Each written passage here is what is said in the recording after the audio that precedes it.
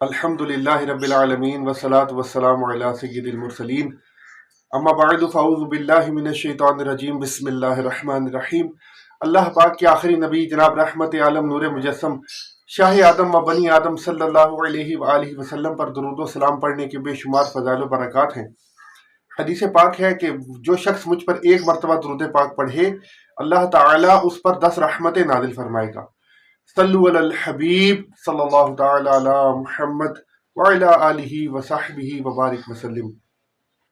آج میں آپ کو انشاءاللہ عز و جل ایک جنتی تابوت کے متعلق بیان کرنے کی سعادت حاصل کروں گا۔ یہ شمشاد کی لکڑی کا بنا ہوا ایک صندوق تھا جو حضرت آدم علیہ السلام پر نازل ہوا، یکے بعد دیگرے بطور میراث کہ آپ کی اولاد کو ملتا رہا اور منتقل ہوتا رہا۔ پھر چلتے چلتے یہ حضرت یعقوب علیہ السلام کو ملا اور ان کے ذریعے سے بنی اسرائیل کے پاس آیا، اور اس طرح حضرت موسیٰ علیہ السلام کو یہ تابوت مل گیا۔ تو آپ اس میں تورات شریف اور اپنا خاص سامان رکھنے لگے۔ یہ بڑا ہی مقدس اور بابرکت صندوق تھا۔ بنی اسرائیل جب کفار سے جہاد کرتے اور کفار کے لشکروں کی کثرت اور ان کی شوکت دیکھ کر جب سہم جاتے اور ان کے سینوں میں دل دھڑکنے لگتے تو وہ اس صندوق کو اپنے آگے رکھ لیتے، تو ان کے دلوں میں سکون و اطمینان آ جاتا اور ان کے دل پتھر کی چٹانوں کی طرح مضبوط ہو جاتے۔ اور جس قدر صندوق آگے بڑھتا تھا، آسمان سے نصر من اللہ و فتح قریب کی بشارت عظمیٰ نازل ہوا کرتی اور بنی اسرائیل کو فتح مبین حاصل ہو جاتی تھی۔ بنی اسرائیل میں جب کوئی اختلاف پیدا ہوتا تو لوگ اسی صندوق سے فیصلہ کراتے۔ صندوق سے فیصلے کی آواز اور فتح کی بشارت سنی جاتی تھی۔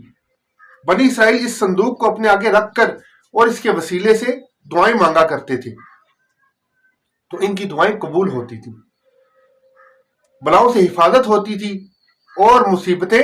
ٹل جاتی تھیں۔ الغرض یہ صندوق بنی اسرائیل کے لیے تابوت سکینہ، برکت و رحمت کا خزینہ اور نصرت خداوندی کے نزول کا نہایت مقدس اور بہترین ذریعہ تھا۔ مگر جب بنی اسرائیل کے لوگ طرح طرح کی گناہوں میں مبتلا ہو گئے اور ان میں معاصی و طغیان اور سرکشی و عصیان کا دورہ ہو گیا، تو ان کی بدعمالیوں کی نحوست کی وجہ سے ان پر خدا کا یہ قہر اور غضب نازل ہوا کہ قوم عمالقہ کے کفار نے ایک لشکر جرار کے ساتھ ان پر حملہ کیا۔ ان لوگوں نے بنی اسرائیل کے لوگوں کا قتل عام کر کے، ان کی بستیوں کو تخت و تاراج کر کے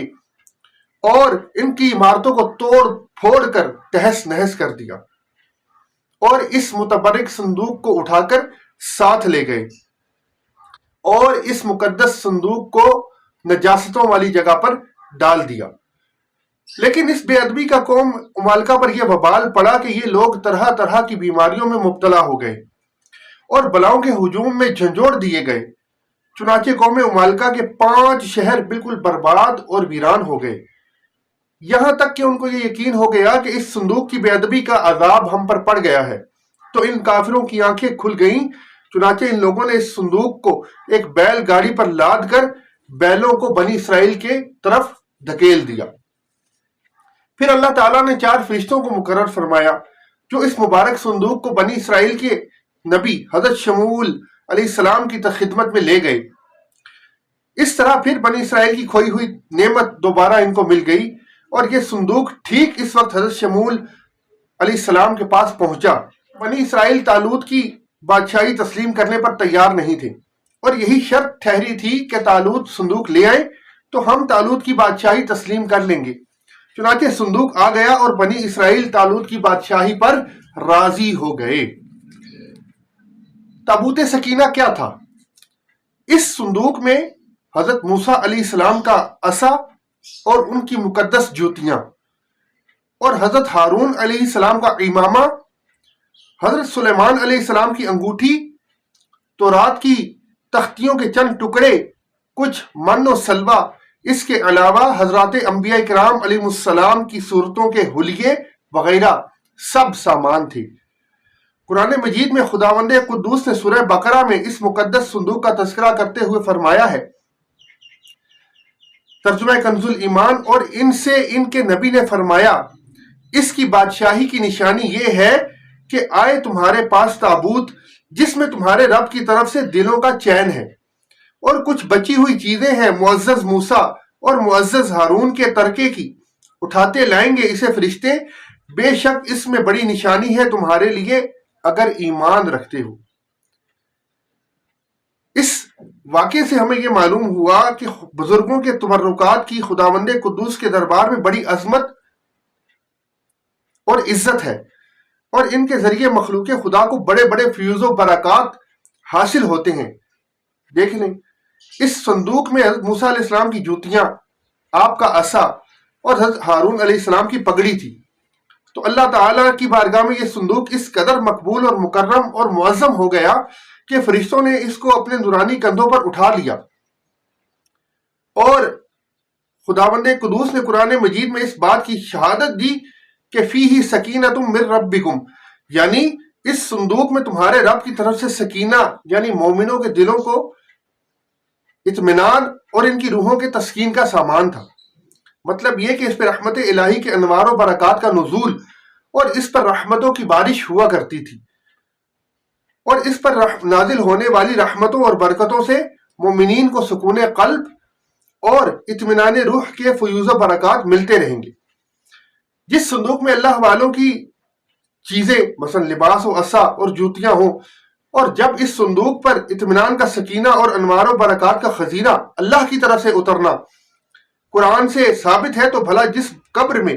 ان بزرگوں کا پورا جسم رکھا گیا ہوگا، کیا ان قبروں پر رحمت و برکت اور سکینہ و اطمینان نہیں اترے گا؟ ہر عاقل انسان جس کو اللہ تعالیٰ نے بصارت کے ساتھ ساتھ ایمانی بصیرت عطا کی ہے، وہ ضرور اس بات پر ایمان لائے گا کہ جب بزرگوں کی لباس اور ان کی جوتیوں پر سکینہ رحمت کا نزول ہوتا ہے، تو ان قبروں جہاں بزرگ آرام فرما رہے ہیں پر رحمت خداوندی کا ضرور نزول ہوتا ہوگا۔ اور جب بزرگوں کی قبروں پر رحمتوں کی بارش ہوتی ہے تو جو مسلمان وہاں جائے اور وہاں حاضر ہو تو اس پر بھی بارش انوار و رحمت کے چند قطریں، چند بوندیں ضرور برسیں گی، کیونکہ جو موسلا دھار بارش میں کھڑا ہوگا ضرور اس کا کپڑا اور بدن بھیگے گا، اور جو دریا میں غوطہ لگائے گا تو ضرور اس کا بدن پانی سے تر ہوگا،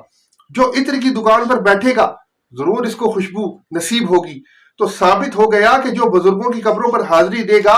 وہ ضرور فیوز و برکات سے مالا مال ہوگا، اور ضرور اس پر رحمت یعنی اللہ کی رحمت کا نزول ہوگا، جس سے ان کے مصائب و آلام دور ہوں گے اور دین و دنیا کے فوائد حاصل ہوں گے۔ اور یہ بھی معلوم ہوا کہ جو لوگ بزرگوں کے تبرکات یا ان کی قبروں کی اہانت و بے ادبی کریں گے وہ ضرور قہر قہار اور غضب جبار میں گرفتار ہوں گے، کیونکہ قوم مالکہ جنہوں نے اس صندوق کی بے ادبی کی تھی، ان پر ایسا قہر الہی کا پہاڑ ٹوٹا کہ وہ بلاؤں کے ہجوم سے بلبلا اٹھے، اور کافر ہوتے ہوئے انہوں نے اس بات کو مان لیا کہ ہم پر بلاؤں اور وباؤں کا حملہ اسی صندوق کی بے ادبی کی وجہ سے ہوا ہے۔ چنانچہ اس لیے ان لوگوں نے ان مقدس صندوق کو بیل گاڑی پر لاد کر بنی اسرائیل کی بستی میں بھیج دیا، تاکہ وہ لوگ غضب الہی کی بلاؤں کے پنجہ قہر سے نجات پا لیں۔ اس واقعے سے یہ بھی معلوم ہوا کہ جو قوم سرکشی اور عصیان کے طوفان میں پڑھ کر اللہ اور رسول عز و جل و صلی اللہ علیہ وسلم کی نافرمان ہو جاتی ہے تو اس قوم کی نعمتیں چھین لی جاتی ہیں۔ بنی اسرائیل سرکش ہو کر خدا کے نافرمان ہو گئے،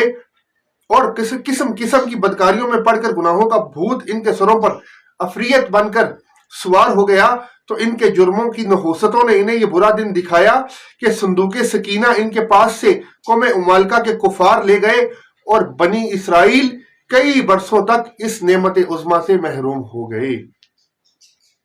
آج الحمدللہ میں نے آپ کو ایک قرآنی واقعہ بیان کیا، سورہ بقرہ میں اس کا ذکر ہے۔ اللہ تعالیٰ سے دعا ہے کہ ہمیں خوب قرآن کریم پڑھنے کی، سننے کی، سمجھنے کی سعادت حاصل کرنے کی توفیق عطا فرمائے، اور زیادہ سے زیادہ قرآن کو سمجھنے کی توفیق عطا فرمائے، اور بزرگوں کے، حضرات انبیاء کرام کے، اولیاء کرام کے تبرکات سے اللہ کی رحمت سے فیوز و برکات حاصل کرنے کی توفیق عطا فرمائے۔ آمین بجاہ النبی الامین وعلیہ الصلوۃ والسلام۔ السلام علیکم ورحمۃ اللہ وبرکاتہ۔